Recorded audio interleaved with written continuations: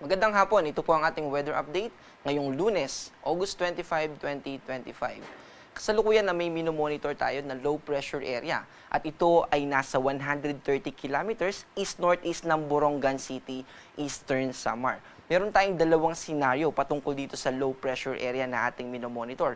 Yung unang senaryo ay magmumove ito pa northwest, babaybayin niya yung east coast ng Eastern Visayas, ganun din sa Bicol region, and then dito sa Central Luzon siya magkocross papunta dito sa West Philippine Sea. At yung pangalawang senaryo naman natin ay dito sa Eastern Visayas, papasok na siya at dito siya magbabaybayin niya yung Southern Luzon bago siya makarating dito sa Western Visayas. Yung development nitong low pressure area na ating minomonitor ay nananatiling mababa. Dahil may interaction ito sa kalupaan, ay mas nagiging hindi favorable o mas nagiging mababa yung tsansa na makakuha ito ng enerhiya para mas mag-develop pa. Pero nakikita din natin na kapag nandito na siya sa West Philippine Sea, ay mas tataas na yung tsansa niya na mag-develop sa isang ganap na bagyo o tropical depression. At kapag naging bagyo na nga po ito, at ito ay tatawagin natin na si Bagyong Jacinto.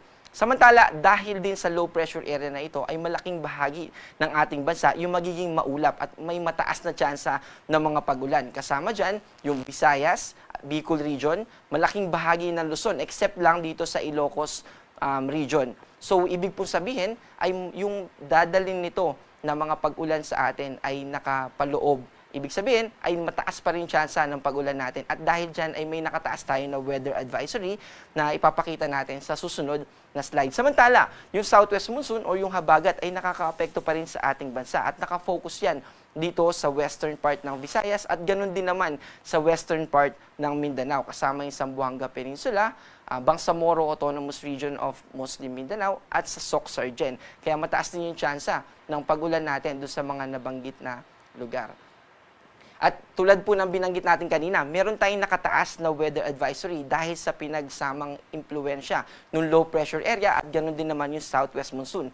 Yung nasa eastern part ng ating bansa, ito po yung impluensya ng low pressure area. Kaya asahan natin na posible na umabot ng 50 to 100 millimeters yung mga ulan natin dito sa Aurora, Rizal, Quezon, Laguna, ganoon din dito sa Camarines Norte, Catanduanes, Camarines Sur, Albay, Sorsogon, Masbate, Northern Samar, Eastern Samar, Leyte, at Southern Leyte. Samantala, dahil naman sa southwest monsoon, posible pa rin na umabot ng 50 to 100 millimeters yung ating mga pagulan dito sa Palawan at Antique. Ibig po sabihin ng 50 to 100 millimeters ay posible yung mga localized floodings or yung mga flash floods na ating kinoconsider at posible din naman yung pagguho ng lupa.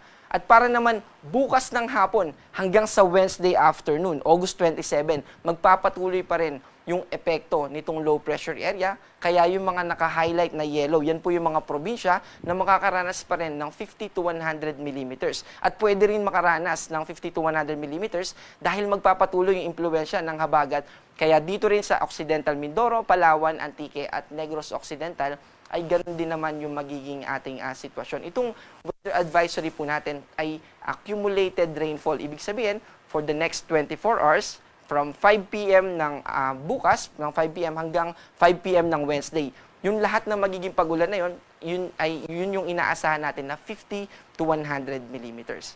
At para naman sa ating third day, Wednesday afternoon hanggang Thursday afternoon, mababawasan na yung impluensya ng low pressure area. Kaya wala na pong naka-highlight na weather advisory natin dito sa anumang bahagi ng Luzon except dito sa Occidental Mindoro, Palawan at Antique. At ito po ay dadalhin sa atin ng southwest monsoon or habagat. Para sa ating forecast bukas, magpapatuloy na magiging maulap yung malaking bahagi ng Luzon. At by the way, bukas din po yung time na kung saan mas malaki yung interaction nitong low pressure area sa kalupaan natin sa ating bansa. Kaya mataas pa rin yung tsansa ng ating mga pagulan except lang dito sa Ilocos region, particular na sa Lawag at Baguio. At dito sa Metro Manila, makakaranas tayo ng maulap na kalangitan at mataas din na tsansa ng pagulan. Dito sa Metro Manila din, ang agwat ng ating temperatura ay 25 to 31, sa Tagaytay ay 23 to 30, at sa Legazpi naman ay 24 to 30. Dito naman sa Palawan as part of Luzon at ganoon din naman sa buong Visayas at sa northern part ng Mindanao ay mananatiling maulap ang ating kalangitan at mataas ang tsansa ng pag-ulan. Except dito sa Sulu at Tawi-Tawi at ganoon din naman dito sa southern part ng Mindanao kasama yung Sorsogon, Davao Region at yung eastern part ng Mindanao. At ang agwat ng ating temperatura dito sa Cebu ay 26 to 32, dito naman sa Iloilo ay 25 to 31, sa Tacloban ay ganoon din, pero sa Davao ay 24 to 31. Wala po tayong nakataas na warning sa kasalukuyan. At para sa ating 3-day weather outlook or yung inaasahan nating panahon sa susunod na 3 araw, simula Wednesday hanggang Friday, dito po sa Metro Manila, magpapatuloy na magiging maulap yung ating kalangitan. Ibig sabihin, mananatili na mataas yung tsansa ng mga pag-ulan. At ganoon din naman dito sa Legazpi, simula Wednesday hanggang Thursday. Pero sa Baguio, magpapatuloy na magiging maaliwalas ang ating kalangitan at mababa yung tsansa ng mga pag-ulan. Pero, posible pa rin yung mga localized thunderstorm. Ito yung mga pag-ulan na panandalian lamang for a certain areas lang, yung mga localized lang. At hindi ito yung pangmalawakan na tulad ng dinudulot ng habagat. Para po dito sa Metro Cebu, ganoon din naman sa Iloilo City at sa Tacloban City, from Wednesday to Thursday ay magiging maulap ang ating kalangitan. Pero dito sa Metro Cebu at sa Tacloban City, by Friday ay mas magiging maaliwalas na ang ating kalangitan. Mababawasan na yung mga kaulapan at mababawasan din yung tsansa ng mga pag-ulan.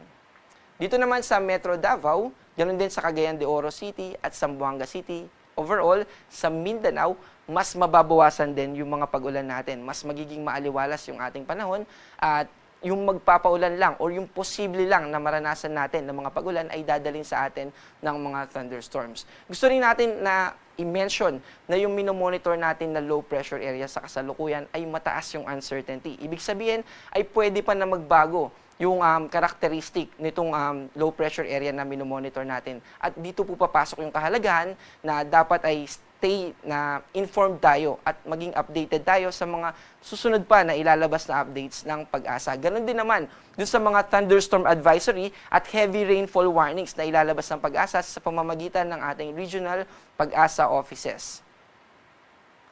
Ang ating araw ay lulubog mamayang 6:13 ng hapon at muling sisikat bukas ng 5:44 ng umaga. Ako po si John Manalo, ang panahon ay nagbabago kaya maging handa at alerto.